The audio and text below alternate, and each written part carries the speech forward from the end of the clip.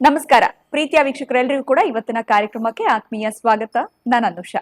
ಇನ್ನು ನಮ್ಮ ಕಾರ್ಯಕ್ರಮದಲ್ಲಿ ನಿಮ್ಮೆಲ್ಲರ ಅಚ್ಚುಮೆಚ್ಚಿನ ಗುರುಗಳು ಪ್ರತಿದಿನ ಪ್ರತಿ ವಿಡಿಯೋನಲ್ಲಿ ಕೂಡ ನಮಗೆ ಉಪಯೋಗ ಆಗುವಂತಹ ವಿಚಾರಗಳ ಬಗ್ಗೆನೇ ತಿಳಿಸ್ಕೊಡ್ತಾ ಬಂದರೆ ಸಿಂಪಲ್ ಸೊಲ್ಯೂಷನ್ಸ್, ಸಿಂಪಲ್ ರೆಮಿಡೀಸ್ ನ ನೀಡ್ತಾ ಇದ್ದಾರೆ ಅಂತ ಹೇಳ್ಬೋದು.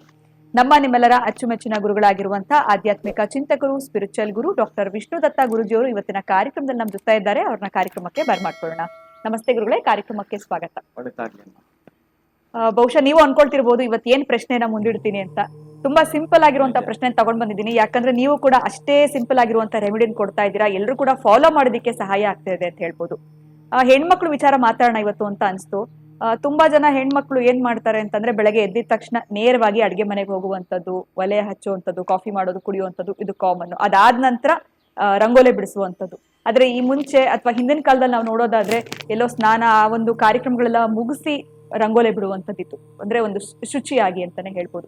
ಯಾವುದು ಸರಿ? ನಮ್ಮ ಅನುಕೂಲಕ್ಕೆ ನಾವು ಮಾಡ್ಕೊಳ್ಳುವಂಥದ್ದು ಸರಿನಾ, ಅಥವಾ ಆ ಹಿಂದಿನ ಕಾಲದ್ದೇ ಒಂದೇನಾದ್ರೂ ನಾವು ಫಾಲೋ ಮಾಡಿದ್ರೆ ಏನಾದ್ರೂ ಒಳಿತು ಕಾಣ್ತೀವ ಜೀವನದಲ್ಲಿ? ಈಗ ನಮಗೆ ಬೇಕಾಗಿರೋ ಸಂದರ್ಭದಲ್ಲಿ ನಾವು ಮಾಡ್ಕೊಳ್ತಾ ಇದೀವಿ. ಬಹುಶಃ ರಾತ್ರಿ ಫ್ರೀ ಇದೀವಿ ಅಂದ್ರೆ ಅವಾಗ್ಲೇನೆ ಹಾಕ್ಬಿಟ್ಟು ಕೂಡ ಮಲ್ಕೊಂಡ್ ಬಿಡ್ತಾರೆ ಎಷ್ಟೊಂದ್ ಜನ ಅಂತ ಹೇಳ್ಬೋದು. ಏನೇನ್ ತಪ್ಪುಗಳು ಮಾಡ್ತಾ ಇದೀವಿ, ಹೇಗೆ ಇದನ್ನ ಸರಿಪಡಿಸ್ಕೊಳ್ಬೇಕು ಗುರುಗಳು? ಓಂ ವಿಶ್ವಸ್ಮೈ ನಮಃ. ಪ್ರೀತಿಯ ಬಂಧುಗಳೇ, ಮನೆಯೇ ಮಂತ್ರಾಲಯ, ಮನಸ್ಸೇ ದೇವಾಲಯ.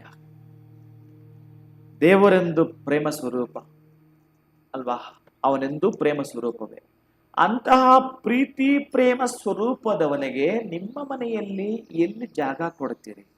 ಇಷ್ಟೆಲ್ಲ ಅಪಭ್ರಂಶ ಮಾಡಿಕೊಂಡ್ರೆ ನೀವು ಉಗುರು ತೆಗಿಬೇಕಾದ್ರೂ ಕೂಡ ಬಹುಶಃ ಅದಕ್ಕೆ ಅಂತ ಒಂದು ಸ್ಥಳ ಇದೆ. ನೀವು ಬಟ್ಟೆ ವಾಶ್ ಮಾಡಬೇಕಾದ್ರೆ ಅಡಿಗೆ ಮನೆಯಲ್ಲಿ ಮಾಡಿ ನೋಡೋಣ. ನಿಮ್ಮ ಬೆಡ್ರೂಮ್ ಅಲ್ಲಿ ಬೆಡ್ ಮೇಲೆ ಸ್ನಾನ ಮಾಡಿ ನೋಡೋಣ.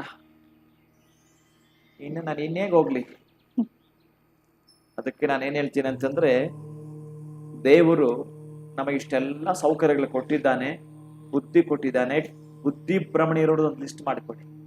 ಕೈ ಕಾಲು ಇಲ್ದವ್ರದ್ದು ಒಂದು ಪಟ್ಟಿ ಮಾಡಿಕೊಡಿ. ತಲೆಯಲ್ಲಿ ಬುದ್ಧಿ ಇಲ್ಲದವ್ರದ್ದು ಒಂದು ಪಟ್ಟಿ ಮಾಡಿಕೊಡಿ. ಆ ಕಣ್ಣು ಕಾಣದವ ಯಾರೋ ಒಬ್ಬ ಕ್ಯಾಲೆಂಡರ್ ಹೇಳ್ತಾನೆ, ಮನೆ ಯಾವುದೋ ಇದ್ರಲ್ಲಿ ನೋಡಿದೆ ನಾನು, ಮಜಾ ಭಾರತ ಏನದು ಕಾಮಿಡಿ ಕಾರ್ಯಕ್ರಮದಲ್ಲಿ ಎಲ್ಲೋ ಒಂದ್ ಕಡೆ, ಅವನ ಕಣ್ಣೇ ಇಲ್ಲ, 200 ವರ್ಷಗಳದ್ದು ಕ್ಯಾಲೆಂಡರ್ ಮಾತಾಡ್ತಾನೆ. ಅಂದ್ರೆ ಆ ದಿನಾಂಕ ತಿಳಿಸಿದ್ರೆ, ಇಸ್ವಿ ತಿಳಿಸಿದ್ರೆ ಯಾವ ದಿನ ಬಂದಿತ್ತು ಅಂತ ತಿಳಿಸ್ತಾರೆ. ಏನ ನಾಲೆಡ್ಜು? ಅದಕ್ಕೊಂದು ಸೂತ್ರ, ಅದು ಬೇರೆ. ಆದ್ರೆ ಅಲ್ಲಿ ತನಕ ಹೋಗಿದ್ದಾನಲ್ಲ, ನಮ್ಗೆಲ್ಲಾ ಕೊಟ್ಟು ಅಡಿಗೆ ಮನೆನೇ ಸರಿ ಇಲ್ಲ. ಆಮೇಲೆ ರಾತ್ರಿ ರಂಗೋಲಿ ಹಾಕೋದಾ? ಇದೇನ್ ಟೂ ಮಚ್ ಅನ್ಸಲ್ವಾ? ಮರದಿಟ್ಕೊಳ್ಳಿ ದಯವಿಟ್ಟು. ಹಾಗೆಲ್ಲ ಮಾಡೋಂಥ ಪ್ರಮೇಯವೇ ಇಲ್ಲ. ಸಣ್ಣ ಸಣ್ಣ ತಪ್ಪುಗಳು ಕೂಡ ತುಂಬಾ ದೊಡ್ಡ ಮಟ್ಟದ ಅದೃಷ್ಟವನ್ನ ಲಾಕ್ ಮಾಡ್ತವೆ. ತೀರಾ ಸಣ್ಣ ತಪ್ಪುಗಳು ದೊಡ್ಡ ಅದೃಷ್ಟವನ್ನ ಲಾಕ್ ಮಾಡ್ತವೆ. ಅದಕ್ಕೆ ನಾನು ಒಂದು ಉದಾಹರಣೆ ನಿಮಗೆ ಅವಾಗ ಏನ್ ಕೊಡ್ತೀನಿ ಅಂತಂದ್ರೆ, ಈಗ ಒಂದು ನಿಮ್ಮ ಮನೆಯಲ್ಲಿ ಒಂದು 5 ಲಕ್ಷದ ಒಂದು LED ಟಿವಿ ಇದೆಯಪ್ಪ, ದೊಡ್ಡದು, ಗೋಡೆ ಪೂರ್ಣ ತುಂಬಿಸಿದೆ. ಅದಕ್ಕೊಂದು ರಿಮೋಟ್ ಇದೆ, ನಿಮ್ದೇ ಚಾನಲ್ ಹಾಕೊಂಡು ನೋಡ್ತಾ ಇದ್ದೀರಿ.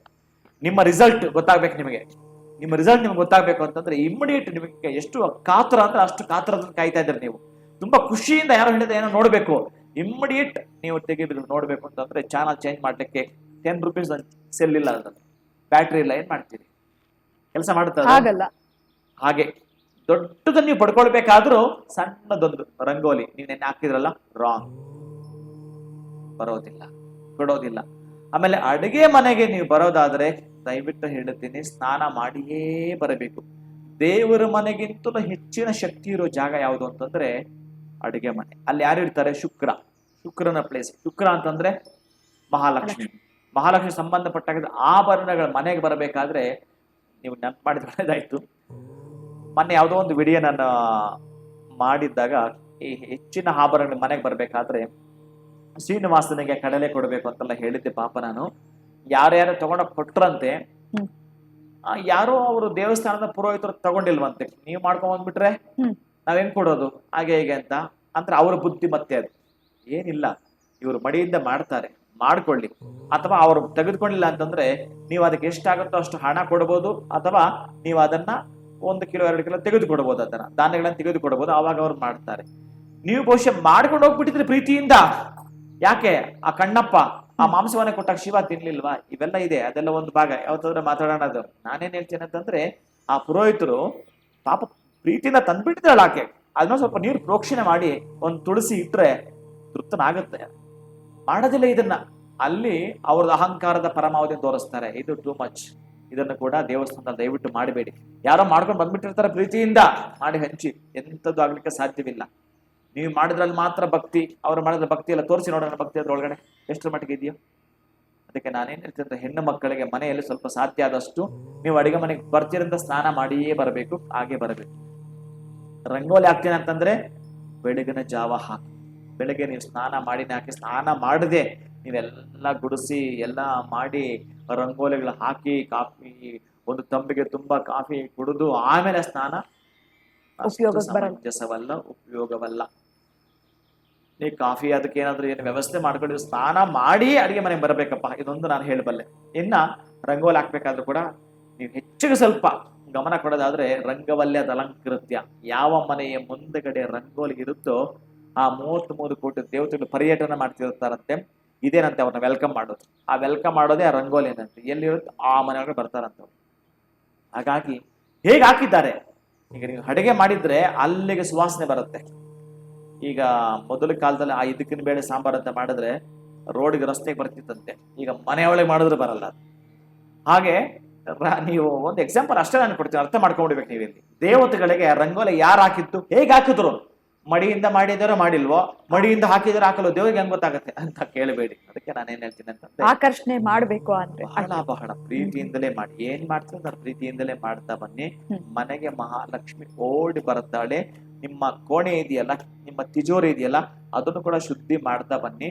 ನೀವು ಹಣ ಇಡೋ ಪ್ಲೇಸ್ ಇದೆಯಲ್ಲ, ತಿಜೋರಿ ಇದೆಯಲ್ಲ, ಅಲ್ಲಿ ಕೆಂಪು ವಸ್ತ್ರವನ್ನ ಹಾಸಿಬಿಡಿ. ಸಂಪೂರ್ಣವಾಗಿ ಕೆಂಪು ವಸ್ತ್ರವನ್ನ ಒಂದ್ರ ಮೇಲೆ ಒಂದು ಕೆಂಪು ವಸ್ತ್ರವನ್ನು ನೀವು ಜೋಡಿಸೋದಾದ್ರೆ 3 ಅಥವಾ 6 ವಸ್ತ್ರವನ್ನ ಹಾಕಿ ಅದ್ರ ಮೇಲೆ ಹಣ ಹಿಡಿ, ಆಭರಣ ಹಿಡಿ.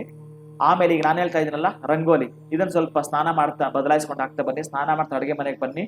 ಸ್ನಾನ ಮಾಡೋ ಮುಖಾಂತರವೇ ಅದು ಹೆಣ್ಣು ಮಕ್ಕಳಿಗೆ ಮಹಾಲಕ್ಷ್ಮಿ ಅಂತ ಕರೆದಿರೋ ಜೊತೆಗೆ ಬಹುಶಃ ಅವಳ ಜೀವಿತ ಕಾಲದಲ್ಲಿ ಹೆಚ್ಚಿಗೆ ಜಾಸ್ತಿಯಲ್ಲಿ ಕಾಲ ಕಳೀತಾಳೆ ಅಂತ ಅಡುಗೆ ಮನೆಯಲ್ಲೇ.